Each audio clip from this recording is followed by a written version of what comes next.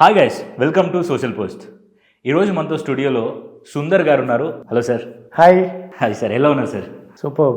Chat GPT లాంటి ఏఐలు, Gemini లాంటి ఏఐలు వచ్చిన తర్వాత ఇప్పుడు మీకు ఏదైతే ఇన్స్టిట్యూట్స్ ఉన్నాయో వాటి పరిస్థితి ఏంటి? ఎందుకంటే ఇప్పుడు I can easily ask Gemini or ChatGPT to teach me English or something. So ఇలాంటి టైంలో మీ సిచ్యువేషన్స్ ఏంటి సార్? Super, excellent. చాలామంది అనుకున్నది ఇదే, ఏంటంటే టెక్నాలజీ వచ్చింది, మనుషులను పక్కన పెట్టేది. ఒకటి, మనిషిని ఎవడో రీప్లేస్ చేయలేడు. నువ్వు 100 టెక్నాలజీ టెస్లా తీసుకురా, లేకపోతే ఎలాన్ మస్క్ తీసుకురా, ఎవడని తీసుకురా, మనిషే. Point number 1. నెంబర్ 2, ఎన్ని ఆప్షన్స్ పెరిగితే అంత డైవర్షన్ పెరుగుతుంది, వాడు ఏడ్చుకోడు అసలు. 2006లో ఒక ఆయన నా దగ్గరికి వచ్చి మీ క్లాసెస్ అని వీడియోలు తీస్తుంటే నేను తీనన్నా. 2006లో కొత్తగా వచ్చినప్పుడు, యూట్యూబ్ చాలా కొత్తగా వచ్చినప్పుడు, సార్ మీ క్లాసెస్ అని వీడియో తీద్దాం నాకు ఆయన ప్రపోజల్ తీసుకొస్తే నేను ఇవ్వనన్నా. భయపడ్డా. నేనేం చెప్తున్నానో, నేను ఒక ఆల్రెడీ లీడింగ్ మార్కెట్లో లీడర్ని. నేను చెప్పే మెథడాలజీ ఇంకోటి తెలిస్తే, ఇంకొక ఇన్స్టిట్యూట్ అది ఫాలో అయితే నా బిజినెస్ పోతుందని భయపడ్డా.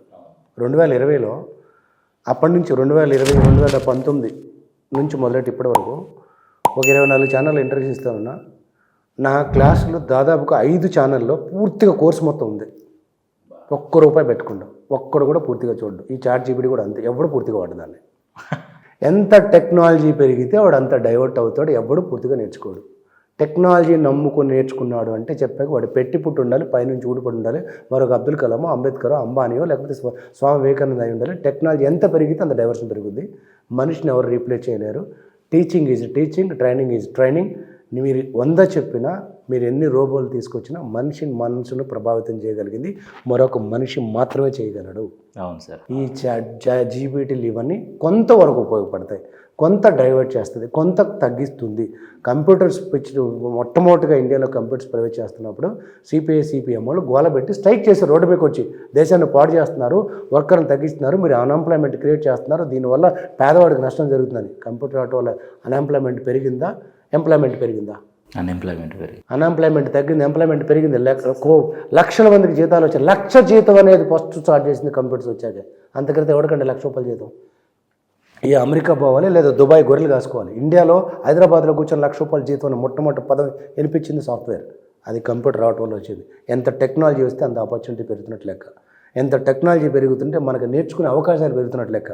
దాంతోపాటు ఎంత టెక్నాలజీ పెరిగితే అంత డైవర్షన్ పెరుగుతున్నట్లు లెక్క. ఈ మధ్య కాలంలో మీకు తెలిసిన 4 అడగండి, ఏదైనా ఒక 10 నిమిషాలు వీడియో పూర్తిగా చూసామని అడగండి, చూడరు. మరి ఇంకా అలాంటప్పుడు ఎట్లా? అదే చెప్పే కదా, ఒకప్పుడు ఒక వీడియో పెడతాక భయపడి ఉండి ఇప్పుడు 1000 వీడియోస్ చేశాను నేను. ఎవరో చూడరు, నాకు ఆ ధైర్యం ఉంది కదా. అదే కదా. సో చూడరు. డైవర్షన్స్, నీకు ఎంత టెక్నాలజీ పెడితే అంత డైవర్షను. కొంతవరకు టెక్నాలజీ హెల్ప్ చేస్తుంది ఆ టైం ఫ్రేమ్ తగ్గించడానికి. హ్యూమన్ని రీప్లేస్ చేయలేదు, ట్రైనింగ్ని రీప్లేస్ చేయలేదు. ఎందుకంటే ఒక యాప్ ఇచ్చి ఒక పిల్లవాడిని ఇచ్చాడు, వర్క్ చేసాడు లేదో చెప్పదు. పక్కన పేరెంట్ అన్న చూడాలి, టీచర్ అన్న చూడాలి. సో ఈ చాట్ జీపీటీని ఇట్లా నమ్ముకొని జీవితాలు మారిపోతాయి అంటే టెక్నికల్గా కొంతవరకు ఉపయోగపడుతుంది, కానీ నేర్చుకునే విషయంలో లైవ్ ఇంటరాక్టివ్, అది ఆఫ్లైన్ అయినా ఆన్లైన్ అయినా. ఆఫ్లైన్ అయితే ఇంకా బెటర్, నా ముందు ఉన్నారు కాబట్టి. ఆన్లైన్లో కూడా వాళ్ళ ముఖాలు కనపడుతుంది కాబట్టి లైవ్ ఇంటరాక్టివ్ సెషన్ ఇచ్చినట్టుగా మరి ఏది ఆల్టర్నేటివ్ కాదు, నేరదు. Okay sir. సార్, ఇంకో విషయానికి వస్తే, మనం ఇండియాలో మాట్లాడే ఇంగ్లీష్కి ఫారెన్ లాంగ్వేజ్కి యాక్సెంట్ డిఫరెంట్ ఉంటుంది సార్. ఉంటుంది. సో మనం నేటివ్లో మాట్లాడే ఇంగ్లీష్ నేర్చుకోవడం ఈజీ అవ్వచ్చు. అవును. యాక్సెంట్ రావాలంటే ఎలా ట్రై చేయాలి సార్? అన్ని చోట్ల అందరికీ అవసరం లేదు కదా యాక్సెంట్ అసలు. ఓకే. ఇప్పుడు మీరు ప్రాంతాన్ని బట్టి తీసుకుని తెలుగే ఉంది, తెలుగు అందరూ ఒకలాగా మాట్లాడరు కదా. ఇక్కడ రకరకాల స్లాంగ్స్ ఉన్నాయి. సుందర్ గారు ఏడున్నారు, బయలుదేరారా, మా వాడు వస్తానన్నాడు, బండి పంపించమంటారా, నెల్లూరు. కొంచెం అటు వెళ్దాం ఇంకా, అయ్యి బాబాయ్ మా స్టూడియోకి వచ్చి మధ్య దాకుండా వెళ్తారా, మా వాడు ఏమనుకుంటారండి, మా మర్యాద ఏమైపోనా, ఈస్ట్. ఇంకా ఎక్స్ట్రీమ్ ఎండింగ్కి వెళ్ళిపోదాం. అలాగే నాకే చెప్తే బేగ వచ్చి చెప్పినా కదా, నాకు తెలియదు కదా, మీరు వచ్చి మనం వచ్చి నేను కెమెరా పెడతాను తెలియదు కదా, అందుకనే మాట్లాడుతున్నాను. ఇందులో ఏది కరెక్ట్? మన తెలంగాణ ఉంది, మళ్ళీ ఏం గట్లంటారా భయ్, నేను ఏమంటున్నా ఏం చెప్పు, దిమాగానం పోయిందా?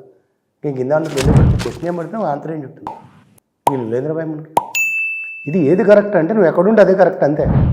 నీకున్న క్లయింట్ ఎవరు, దాన్ని బట్టి మాట్లాడు, వాళ్ళకి అర్థమైతే సరిపోతుంది. యుఎస్ క్లయింట్తో డీల్ చేసే మన వాళ్ళల్లో చాలామందికి యుఎస్ యాక్సెంట్ రాదు, వాడికి అర్థమైతే సరిపోతుంది. అర్థం కాకపోతే కొంచెం మార్చుకో. సో ఆస్ట్రేలియన్, కెనడా అట్లేం కాదు, నీకున్న క్లయింట్ ఎవరు, యుఎస్లో ఉన్న క్లయింట్ వాడు తెలుగువాడే, అప్పుడు నువ్వు చెప్పేది అర్థమవుతుంది. US client US native person, అప్పుడు నీ యాక్సెంట్ మార్చుకో. ఎంటీఐ అంటారు, మదర్ టంగ్ ఇన్ఫ్లుయెన్స్. ఈ ఎంటీఐ పడకుండా మాట్లాడితే చాలు. పేపర్, వాటర్ బాటిల్, తెలుగు కూడా తెలిసిపోద్ది. మనం ఇంగ్లీష్ మాట్లాడగానే అతను తెలుగు వాడా ఉర్దూ వాడా పట్టుకోవచ్చు మనం. ఇప్పుడు ది అదర్ డే వెంట ఎయిర్పోర్ట్కి వెళ్ళగానే ఒకే ఒక క్వశ్చన్ అడిగాను. ఆయన ఆన్సర్ చెప్పగానే మీరు కేరళ అన్న, హౌ డూ యూ నో అన్నాడు. నేను అడిగిన ప్రశ్న ఏంటి, ఫ్లైట్ ఎన్నింటికి, 12 o'clock అన్నాడు మళ్ళీ అన్నవాడు. ప్రొనౌన్సియేషన్ తెలిసిపోతుంది కదా. సో అది నాకు అర్థమైంది. ఇప్పుడు అదే యూఎస్ క్లయింట్కి అర్థం కానప్పుడు ఎంటీ మదర్ టంగ్ ఇన్ఫ్లుయెన్స్ లేకుండా మాట్లాడగలిగితే సరిపోతుంది. మన వాళ్ళు కొంచెం బడాయి కోసం నేర్చుకున్నారు, కానీ అన్ని చోట్ల ఈ యాక్సెంట్ అవసరం లేదు. నీకున్న క్లయింట్ ఎవరు, కస్టమర్ ఎవరు, నీ బాస్ ఎవరు, వాళ్ళకి నీ యాక్సెంట్ అర్థం కాకపోతే అప్పుడు మాత్రమే, అప్పుడు కూడా యూఎస్ యాక్సెంట్ ప్యూర్గా ఆర్ కింద పడేసి దొరలు కొట్టి అంత అవసరం లేదు. ఎదుటివాడికి అర్థమయ్యేటట్టు నీ తెలుగు తగ్గిస్తే చాలు, అంటే తెలుగు ఎఫెక్ట్ దాని మీద పడకుండా చెప్పగలిగితే చాలు. మన దగ్గర యాక్సెంట్ ట్రైనింగ్ ఉంది. I trained people almost from the 30 countries and I can talk to the people any part of the world. The reason is I know what accent they are using. So and నాకు I was so crazed to see this cricket matches when I was early age. డిగ్రీలో ఉన్నప్పుడు cricket match చూస్తూ ఉండేవాడు. Cricket మ్యాచ్కి నాకు comedy బాగా నచ్చేది. నాకు ఇంగ్లీష్ మీద ఇంట్రెస్ట్ కూడా కదా కారణం. మ్యాచ్ అయిన తర్వాత రవి శాస్త్రి లేకపోతే సునీల్ గవాస్కర్ వచ్చారు. Welcome back to our post presentation. I'm going to call the captain Azharuddin. అప్పుడు captain Azharuddin. Azzu bhai, what you think that today you really played well but India lost the game. And అమ్మా, ఇప్పుడు ఇంగ్లీష్లో ఏదో పవర్ ఉందిరా అనిపించింది అసలు. చాలా వాళ్ళ షూట్, ఆ టై, అదే ఇష్టం నాకు. ఆ టై, ఆ షూట్, ఆ ఇన్షర్ట్స్, వాళ్ళ లాంగ్వేజ్, అంటే వాళ్ళు దే ఆర్, ఈ సునీల్ గవాస్కర్ లేకపోతే ఈ కామెంటేటర్స్ ఎంటీఐ లేకుండా వాళ్ళ యూఎస్ యాక్సెంట్ మాట్లాడరు. ఎంటీఐ అంటే మదర్ టంగ్ ఇన్ఫ్లుయెన్స్ లేకుండా మాట్లాడడం.